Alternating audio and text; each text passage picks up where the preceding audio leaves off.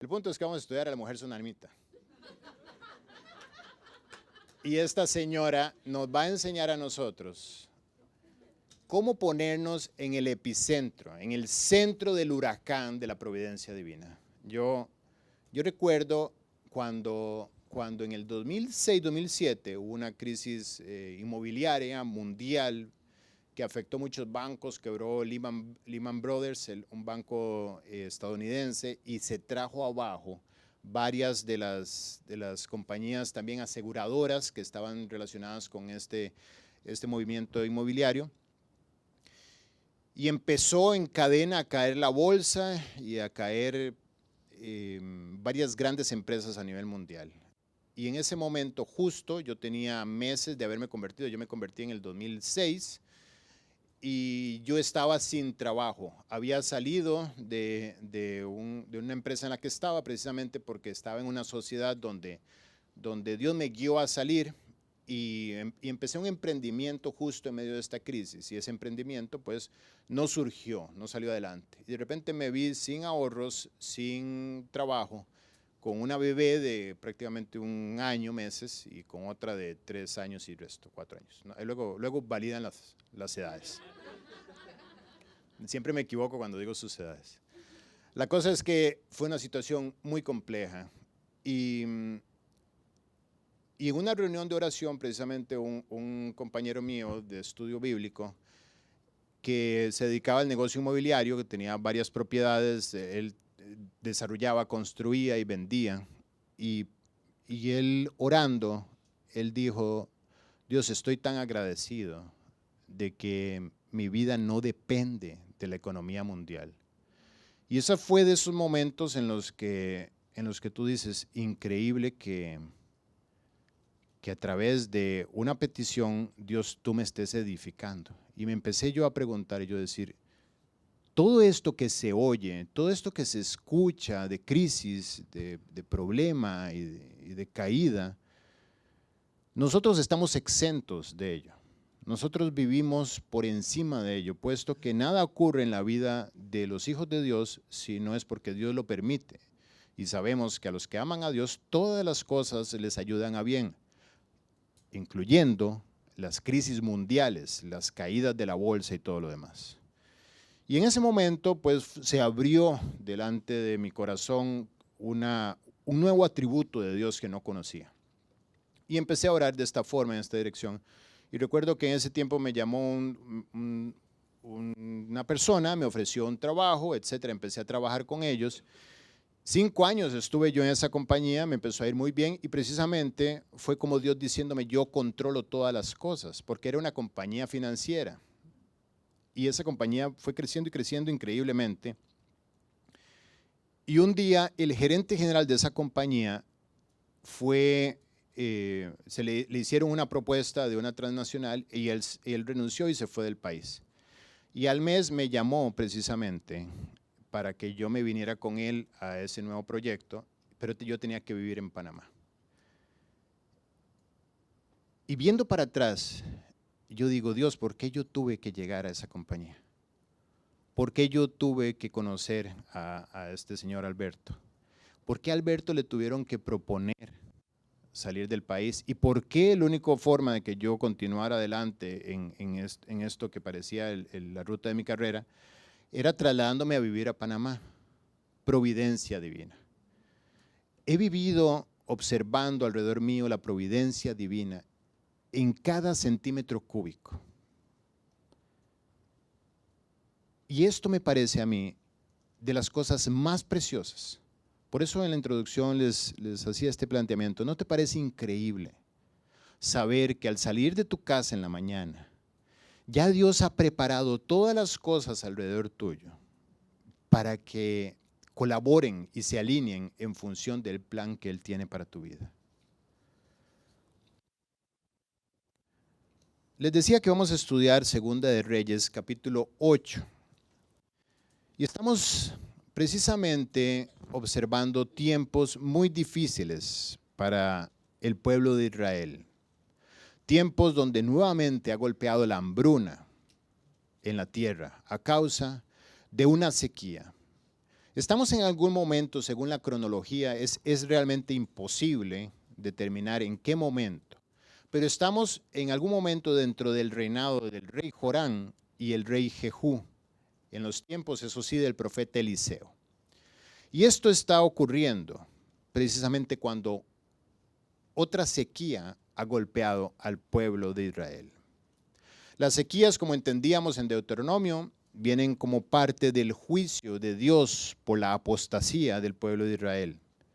Venían las advertencias, estuvieron claras, pero Israel siguió dándole la espalda a Dios hasta que vino la consecuencia. Devastación total.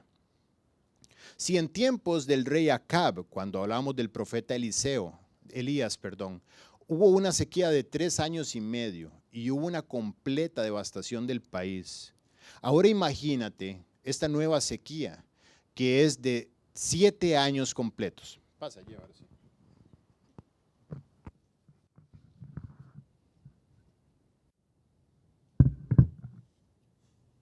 Ya. Hablo así, sí, ya. Más cerca. Ok.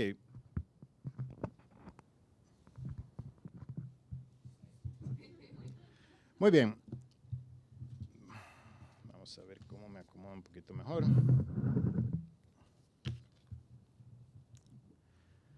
Ok, les decía que si en tiempos del rey Acab la sequía fue devastadora, fue solamente 3 años y medio, en este momento estamos viendo una del doble de tiempo. 7 años más. Devastación total, la agricultura, la ganadería, la pesca, todo estaba en ruina. Un país donde la economía circulaba alrededor de estos elementos de la producción, había una total ruina. De hecho, en Deuteronomio Dios anticipa y dice que vendrá polvo y ceniza sobre ellos. Y efectivamente eso es lo que estaba viviendo la nación de Israel entera. Imagínate una nación entera sin comida ni agua potable. Bueno, ya no se diga potable, no importaba si fuera potable o no, no había agua para cientos de miles de habitantes.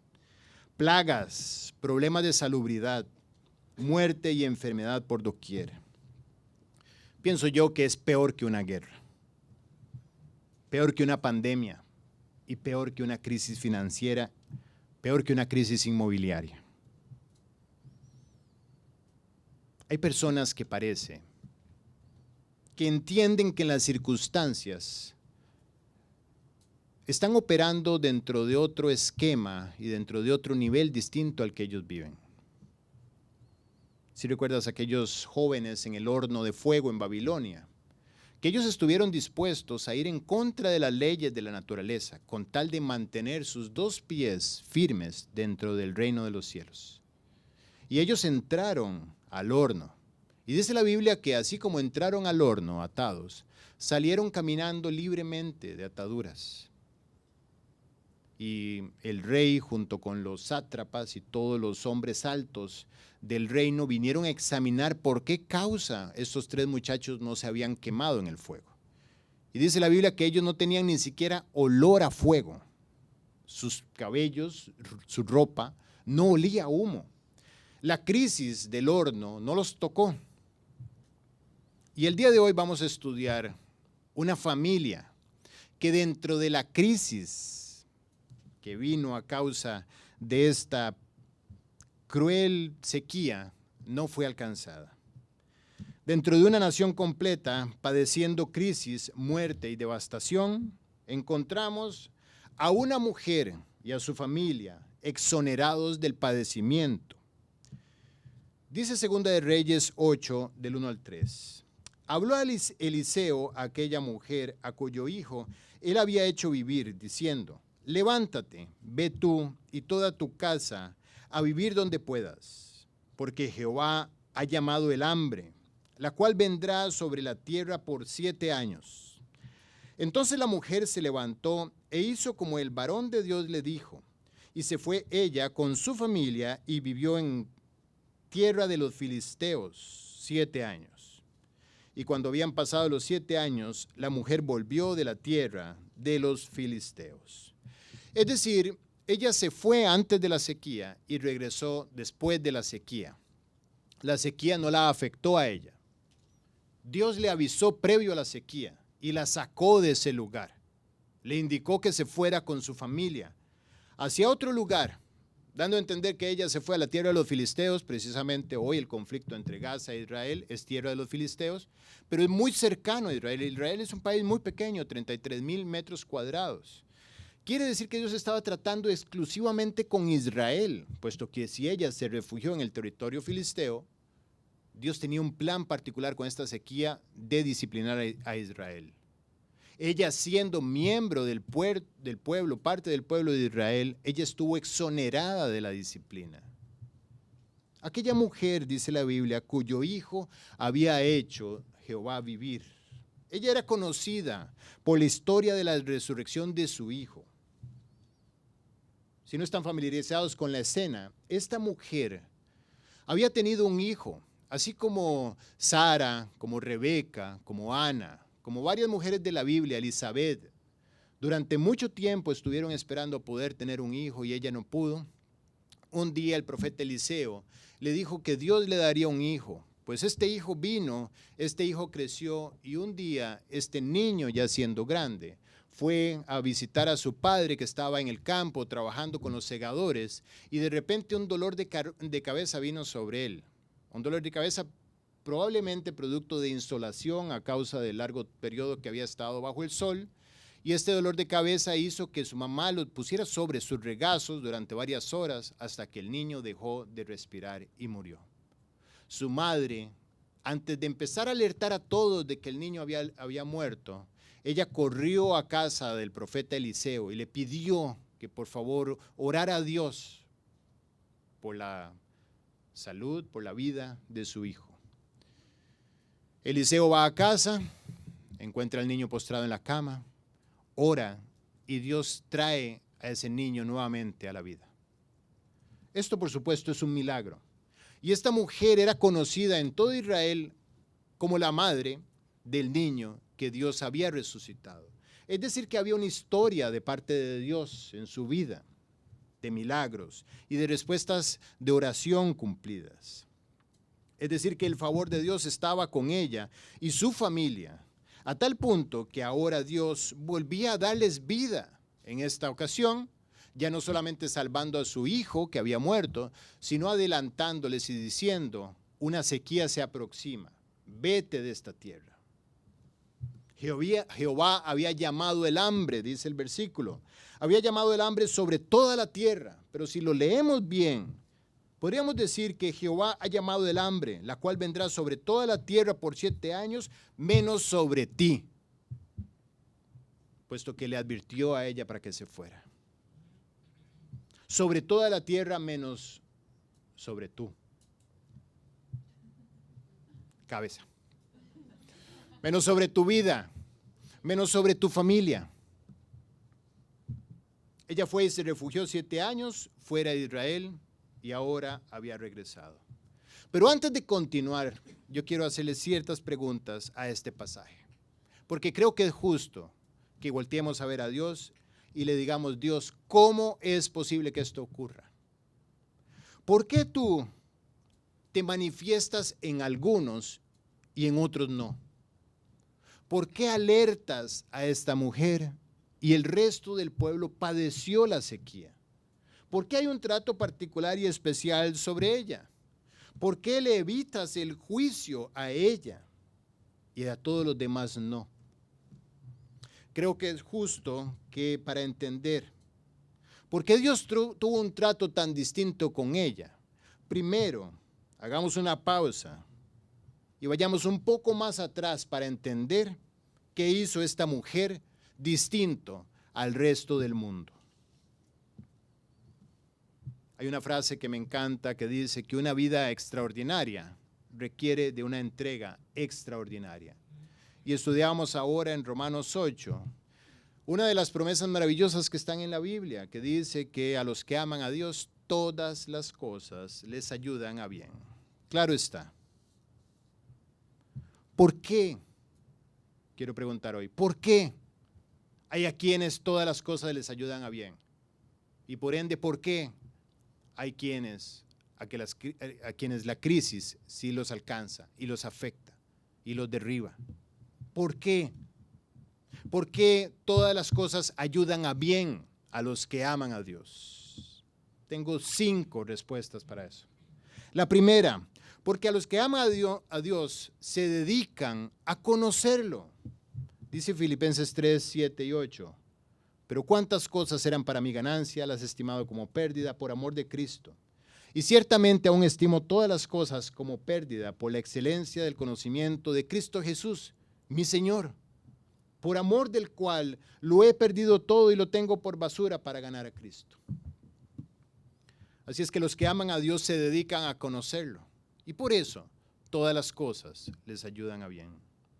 Número 2, porque los que aman a Dios ponen a Dios primero en toda su vida. Dice Proverbios 3:9, honra a Jehová con tus bienes y con las primicias de todos tus frutos, y serán llenos tus graneros con abundancia, y tus lagares rebosarán de mosto, habrá fruto abundante, gracias a que lo honraste de primero con las primicias de tus frutos. Así es que los que aman a Dios, todas las cosas les ayudan a bien, porque ellos ponen a Dios de primero en su vida. Número 3, porque los que aman a Dios escogen para sus vidas lo que es limpio. Tito 1:15 dice, todas las cosas son puras para los puros, mas para los corrompidos e incrédulos nada les es puro, pues hasta su mente y su conciencia están corrompidas. Profesan conocer a Dios, pero con los hechos lo niegan, siendo abominables y rebeldes, reprobados en cuanto a toda buena obra. Es decir, aquellos que aman a Dios escogen dejar fuera de sus vidas lo que ensucia sus corazones.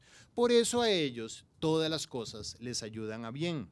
Número 4, porque los que aman a Dios se entregan sin reservas. Sobre este caso Jesús narra a un hombre llamado Simón la historia de un acreedor que tenía 2 deudores. Y le dice, uno le debía 500 denarios al acreedor y el otro 50. Y no teniendo ellos con qué pagar, perdonó a ambos. Y le pregunta a Simón, di pues, ¿cuál de ellos le amará más? ¿Al que se le perdonó 50 o al que se le perdonaron 500? Respondió Simón diciendo, pienso que aquel a quien perdonó más. Y él le dijo, rectamente has juzgado. Aquel que más ama es aquel que tiene más conciencia de lo que se le perdonó. A todos se nos perdonó abundantemente, pero hay algunos que creen que no se les perdonó tanto, con lo cual no aman tanto. Así es que todas las cosas ayudan a bien a los que aman a Dios. ¿Por qué? Porque los que aman a Dios se entregan a amarlo sin reservas, gracias a que entienden lo que se les perdonó. Y número 5, porque los que aman a Dios aman su palabra. Y esto, sin lugar a dudas, hace que Dios se manifieste en sus vidas. Juan 14, 21 al 23 dice que Jesús dijo a sus discípulos, el que tiene mis mandamientos y los guarda, ese es el que me ama. Y leíamos en Romanos 8 que los que aman a Dios, todas las cosas les ayudan a bien. Es decir, que el que tiene sus mandamientos y los guarda está dentro de los que todas las cosas les ayudan a bien. Pero miren qué increíble lo que dice. Y el que me ama será amado por mi Padre. Y yo le amaré y me manifestaré a él. ¿Por qué Dios se manifiesta a algunos y a otros no? Porque Dios interviene en la vida de esta mujer salvando a su hijo, porque ahora vuelve a intervenir en la vida de esta mujer alertándola de la crisis, porque ella amaba a Dios. Y a los que aman a Dios, todas las cosas les ayudan a bien. Continúa diciendo Juan 14, que Judas, uno de los discípulos de Cristo, no el Iscariote, preguntó, Señor, ¿cómo es que te manifestarás a nosotros y no al mundo? Esa es la pregunta que hacemos hoy. Esa es la pregunta que yo le hago al pasaje antes de seguir adelante. ¿Por qué el favoritismo, Dios? ¿Por qué decidiste notificarle a esta mujer? lo que se avecinaba para el resto de la población. Ya los demás no. Judas pregunta, ¿cómo es que te manifestarás a nosotros y no al mundo? Respondió Jesús y le dijo, el que me ama, mi palabra guardará, y mi Padre le amará, y vendremos a él y haremos morada con él. ¿Por qué me voy a manifestar a ustedes y no al mundo? Porque ustedes reciben mi palabra, la atesoran, y eso hará que yo me manifieste en sus vidas. El mundo no guarda mi palabra, el mundo no presta atención a mi palabra, por eso el mundo no puede ver mi manifestación. E inclusive dentro de la iglesia habrá quienes vean la manifestación de Dios viviendo dentro del epicentro de la providencia divina, y habrá quienes no lo vean. Habrá quienes lleven una vida común y corriente. Y como les decía, una vida extraordinaria requiere una entrega extraordinaria. Así es que por estas 5 razones, a los que aman a Dios, todas las cosas les ayudan a bien. Esta es la razón. Ahora sí, para entender qué había pasado con esta mujer, antes de decir que Dios tenía algún favoritismo especial con ella, o inclusive el profeta Eliseo tenía algún tipo de afinidad fuera de orden con esta mujer, tenemos que ser justos e irnos unos 10, 15 años atrás en la historia para ver la vida de ella, para examinar su entrega, para ver la piedad de esta mujer y poder así nosotros entender por qué ella estaba dentro de las beneficiadas del amor de Dios. ¿Quién era esta mujer? Bueno, la historia arranca del punto cronológico en el que estamos, unos 10 o 15 años atrás, en Sunem, cerca de Samaria, en la ruta que va hacia el Monte Carmelo. Ella vivía ahí. Dice la Biblia en Segunda de Reyes, nos vamos a regresar 4 capítulos atrás, capítulo 4, versículo 8. Dice así, aconteció también que un día pasaba Eliseo por Sunem, y había allí una mujer importante que le invitaba insistentemente a que comiese. Y cuando él pasaba por allí, venía a la casa de ella a comer. Y ella dijo a su marido, he aquí ahora, yo entiendo que que siempre pasa por nuestra casa, es varón santo de Dios. Yo te ruego que hagamos un pequeño aposento de paredes y pongamos allí cama, mesa, silla y candelero, para que cuando él viniere a nosotros, se quede en él. Dice la Biblia que Eliseo pasaba, que siempre pasaba por ese lugar de Sunem. Entendemos que probablemente dentro de las giras que Eliseo hacía en todo el reino de Israel, probablemente esta ruta de Sunem le parecía conveniente. Hay quienes opinan que la escuela de profetas quedaba en algún lugar extremo, por lo cual él siempre pasaba por Sunem. El punto que nos interesa ahora es que Eliseo pasaba por Sunem. Y esto a mí solamente me deja ver la providencia divina ya manifestándose en la vida de ella, porque el profeta Eliseo pasaba por su casa frecuentemente. Dice la Biblia que ella era una mujer importante. Realmente, en el adjetivo del hebreo original, la palabra correcta es piadosa, no solamente importante en su rol político, sino en su entrega. Era una mujer distinguida en cuanto a su entrega y su amor por Dios. Y dice que ella invitaba insistentemente a Eliseo. Quiere decir que ella no solamente lo veía pasar, que ella no solamente veía desde lejos que Eliseo era un hombre enviado por Dios con un propósito, sino que ella se involucró en la vida de Eliseo, se involucró en el ministerio que Eliseo tenía. Ella insistentemente buscaba la forma de colaborar con el ministerio de Eliseo. Y ahora quiero aclarar este punto que creo que las últimas 2 o 3 sesiones he traído a colación con respecto a los profetas. Eliseo era un profeta de Dios. Eso quiere decir que en aquel tiempo, cuando la escritura no estaba completa, Dios usaba hombres para compartir su palabra, para revelarla, para dar conocimiento en caliente, revelación traída en el acto, en el momento. El don de profecía ya no está vigente en este tiempo. Ya no hay hombres que puedan hablar y decir que Dios les está revelando algo nuevo en ese momento. Todos los que enseñamos la Biblia, lo único que hacemos es ir a la Escritura, o lo que debemos hacer en realidad, es ir a la Escritura y traer esa Escritura al conocimiento de la grey de Dios. La Biblia dice apacentad la grey de Dios, pero apacentarla por medio de la enseñanza que Dios ha puesto en su palabra. En los tiempos donde el canon no estaba completo, era requerido que los profetas levantaran la voz y dijeran, Dios dice, Jehová dice así, y hablaran en nombre de Dios. ¿Ok? Entonces, cuando vemos que esta mujer presta especial atención al profeta Eliseo, no lo está haciendo necesariamente por una afinidad personal con él. No lo está haciendo porque le traiga a él a la memoria algún tipo de necesidad por satisfacer en su conciencia y de esta manera ella quiera bendecir a Eliseo. No. Ella veía en Eliseo la voz de Dios.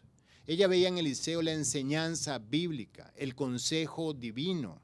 Ella sabía que Eliseo era una especie de voz andante de Dios a través del reino. Por eso ella, insistentemente, quería ser parte de la bendición para la vida de Eliseo. Y lo invitaba, hacía lo mínimo que podía hacer con Eliseo, que era invitarlo insistentemente a comer. Aquí quiero también hacer otra aclaratoria al margen.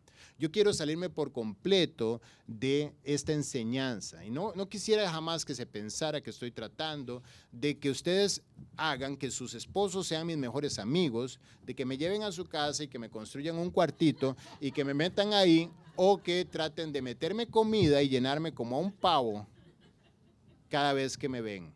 No tiene nada que ver conmigo esta enseñanza. Esta enseñanza tiene que ver con el amor que una persona debe tener hacia la palabra de Dios, hacia la enseñanza bíblica y hacia todos los medios que Dios usa para acercar a tu vida la enseñanza bíblica. En aquel tiempo fue un profeta de Dios. En estos tiempos tú sabrás cuáles son los medios que Dios usa para acercar a tu vida la enseñanza de la palabra de Dios. Y como estamos estudiando cronológicamente la palabra de Dios, yo no quisiera por complejos o por temores o por estructuras mundanas dejar fuera un pasaje con tanta riqueza. Y debo exponerlo como parte de todo el consejo de Dios. Así es que con este par de aclaraciones hechas, ya entendemos por qué ella invitaba insistentemente a Eliseo para que comiera en su casa. Ella se involucró. Ella no vio solamente cómo Eliseo estaba siendo parte de algo y bendiciendo la vida de algunos, inclusive la de ella, sino que ella se involucró. Ella le pidió a Dios los medios para ser parte activa de ese ministerio.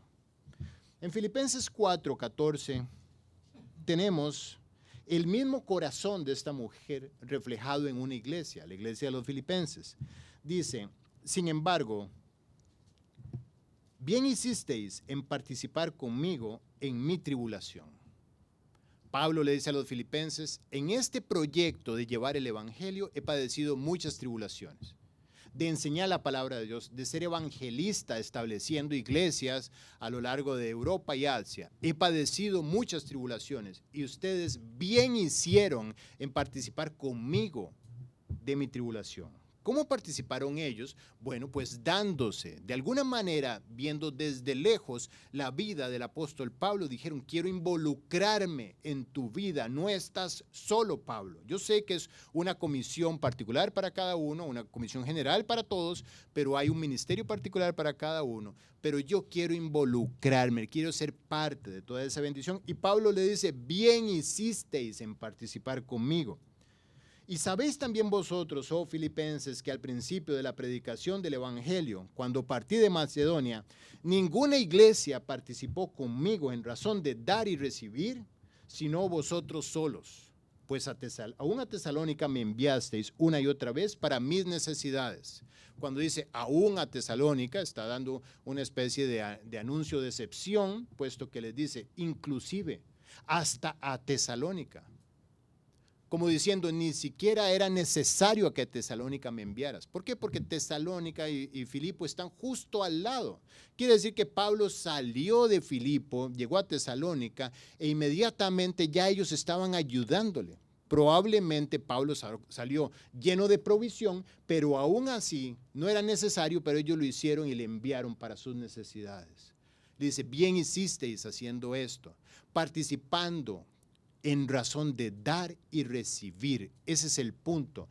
Esta mujer, en tiempos de Eliseo, había entendido que estaba recibiendo y que era necesario que ella diera para seguir recibiendo, para que Dios siguiera añadiendo a su vida, no como tratando de sacar mercantilistamente provecho de un ministerio, diciendo doy 5 para que me devuelvan 10, doy 2 horas para poder tener vacaciones, doy la mitad de algo para que me completen con lo que me falta.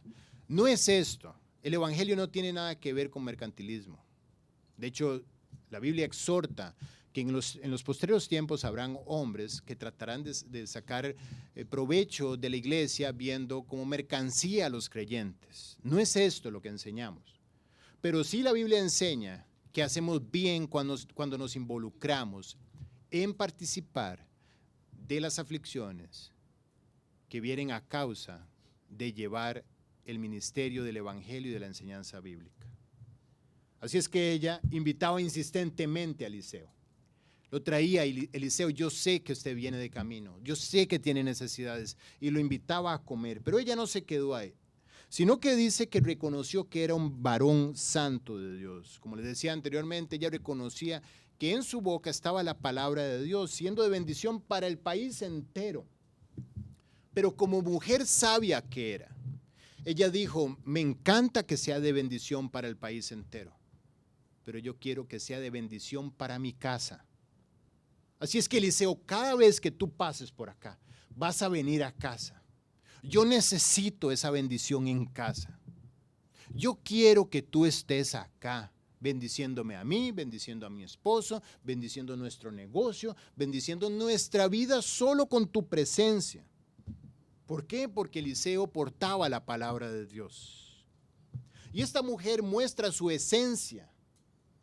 Se habla muy poco de su esposo. Se habla muy poco de lo que su esposo habló. Era un hombre de muy pocas palabras. Era un hombre ya mayor, dice la Biblia, de edad avanzada. Pero dice la Biblia que a pesar de todo eso y a pesar de que esta mujer tenía un intelecto por encima de lo convencional, que tenía cierto rango de importancia en la sociedad por encima de lo convencional, era una mujer que respetaba a su marido. Y aquí vemos otro factor importante que la colocó a ella directamente en el epicentro de la providencia divina. ¿Por qué? Porque ella respetaba a su esposo. Ella fue donde su esposo, a pesar de que era un hombre, como les decía, que no necesariamente estaba luchando por nada en su casa ni por sus derechos, ella lo respetaba. Y ella fue y le dijo, te ruego por favor, que hagamos un pequeño aposento de paredes.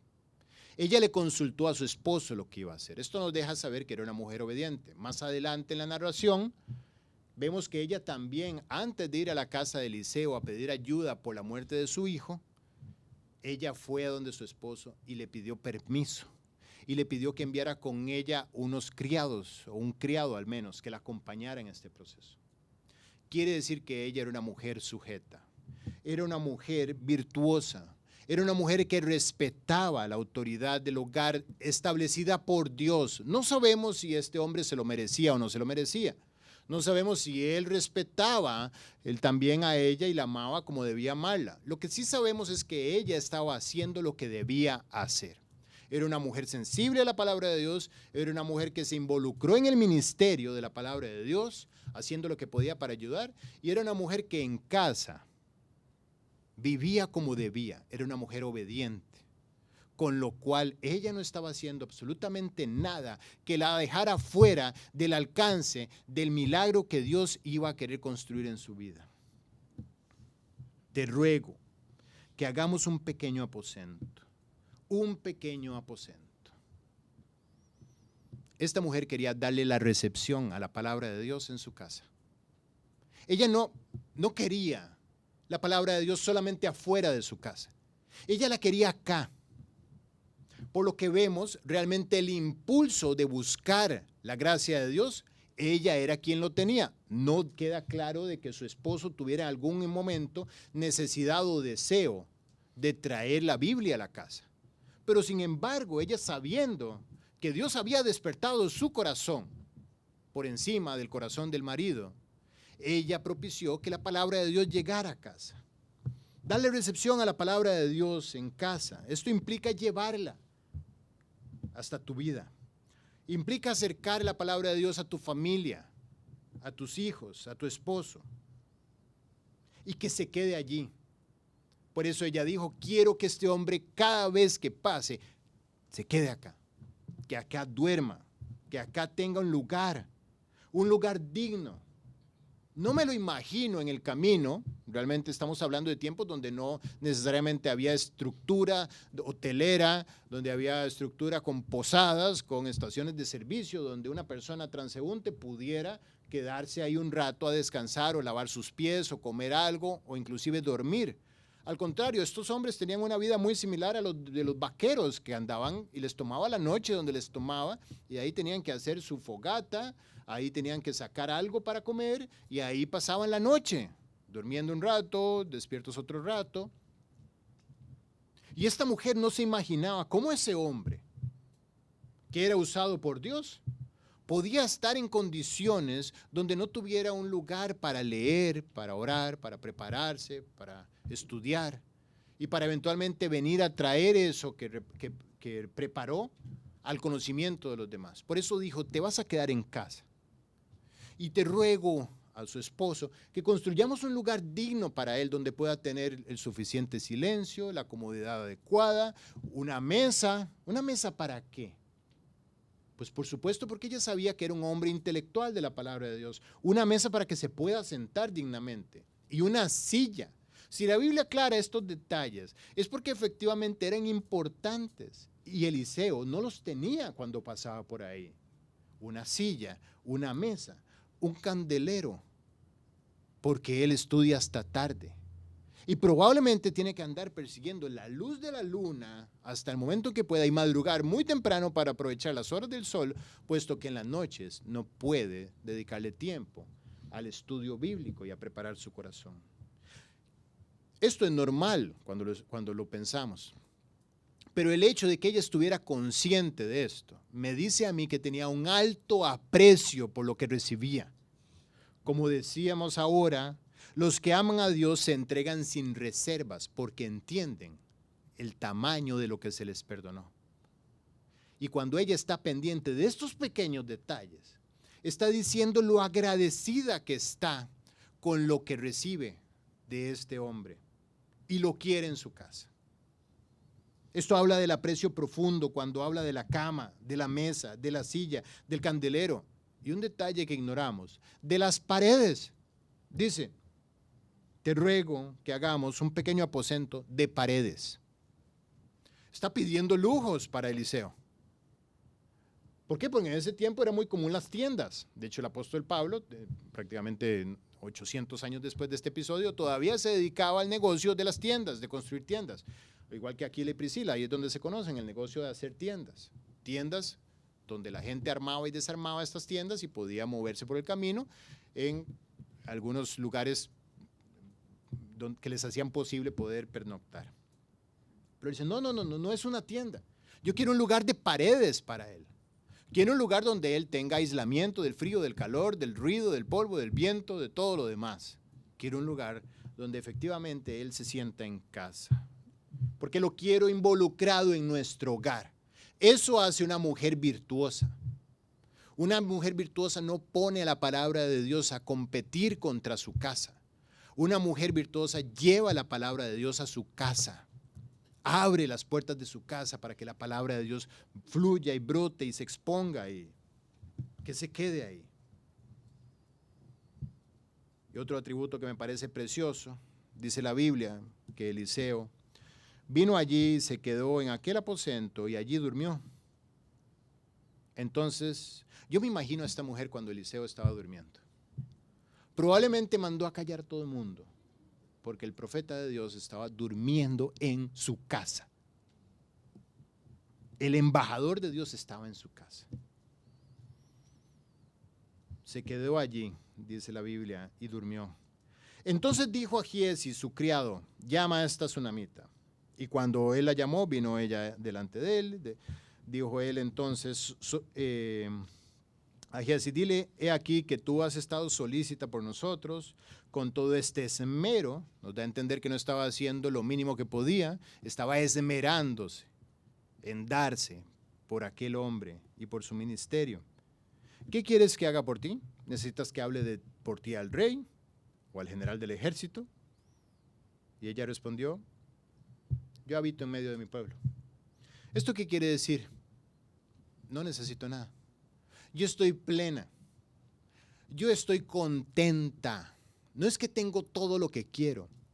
Es que lo que tengo es suficiente. Estoy plena. No necesito nada. Lo que estoy haciendo no lo estoy haciendo por conveniencia. Lo estoy haciendo porque Dios me ha dado tanto que solamente quiero ser parte de ese círculo de dar y recibir que Pablo le comentaba a los filipenses. Estoy contenta. Esto puso en apuros a Eliseo, porque Eliseo quería hacer algo por ella. Has estado solícita. Le dice más adelante, ¿qué pues haremos por ella? Y empieza a conversar de manera privada con Giezi, su siervo. Y él le dice, bueno, he aquí ella no tiene hijo y su marido es viejo. Dijo entonces Eliseo, llámala. Y él la llamó y ella se paró a la puerta. Y él le dijo, el año que viene, por ese tiempo, abrazarás un hijo.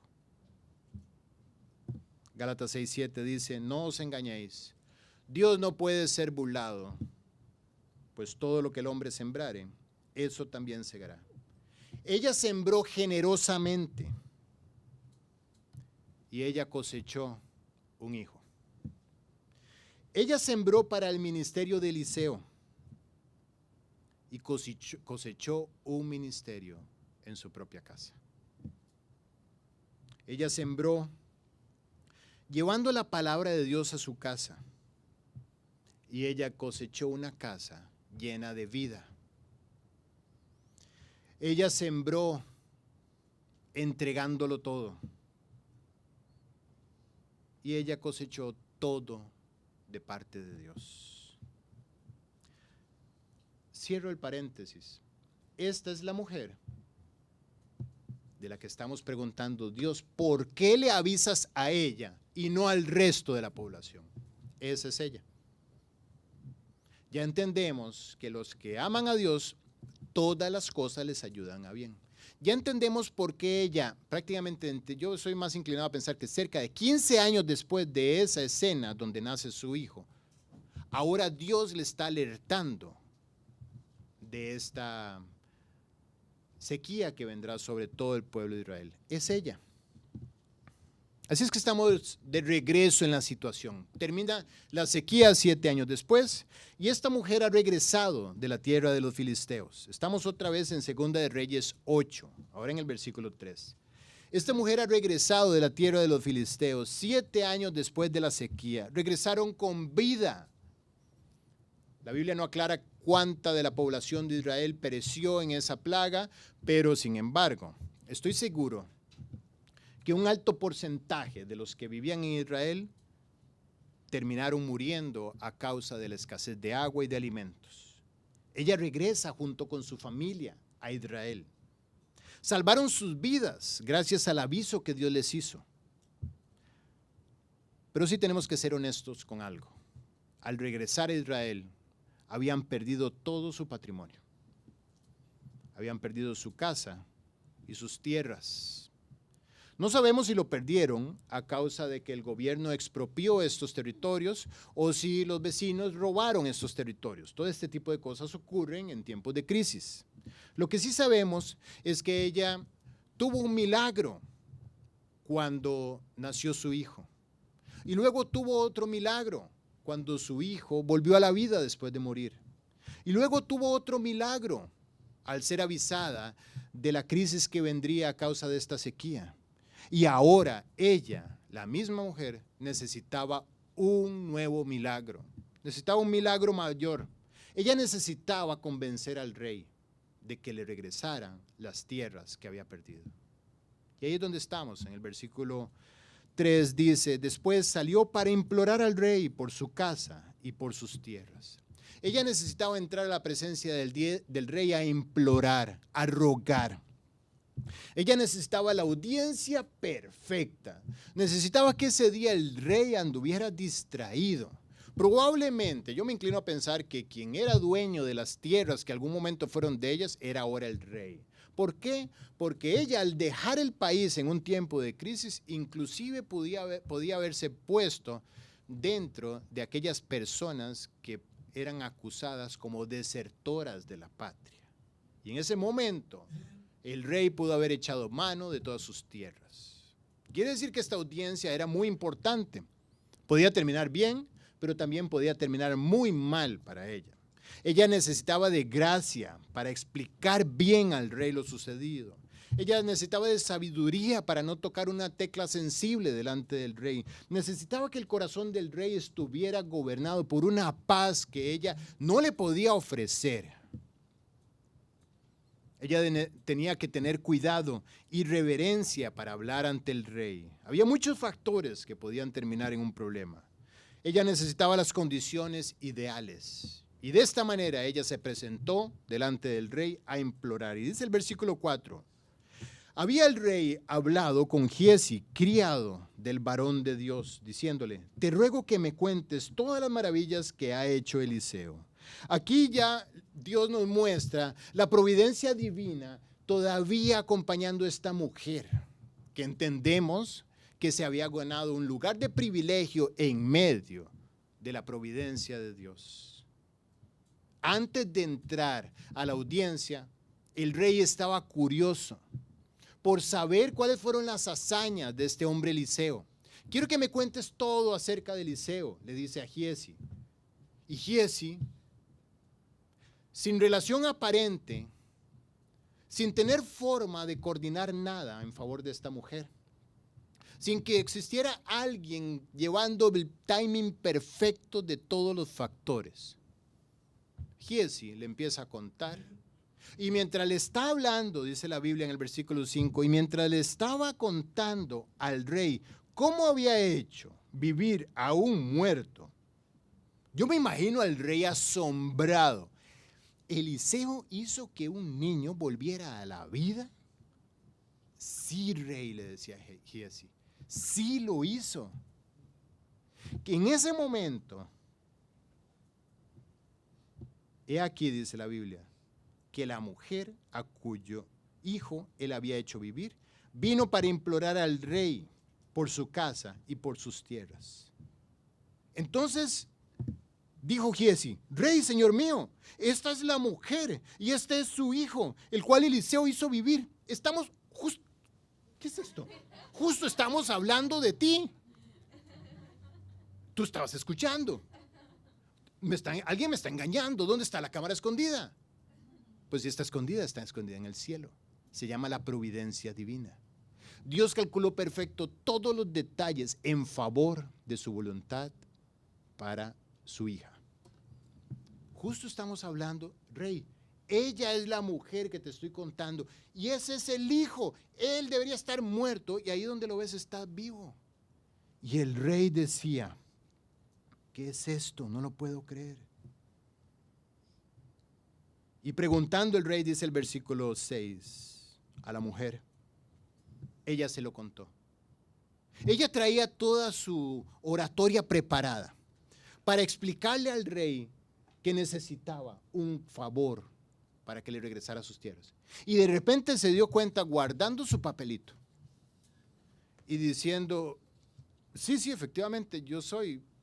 Y empezó a contarle lo que había hecho Eliseo hace 15 años atrás, como su hijo, le dio un terrible dolor de cabeza que lo llevó a la muerte y ella se quedó calladita y solamente confió en Dios hasta buscar al profeta de Dios que regresara a su casa y cuando él llegó a su casa, el niño estuvo acostado en la cama que ella había construido en aquel cuarto de paredes que tenía un escritorito al lado, con un candelabro, con una silla. Ahí puse a mi hijo y ahí Eliseo entró y el niño cuando salieron estaba vivo, rey. Y el rey estaba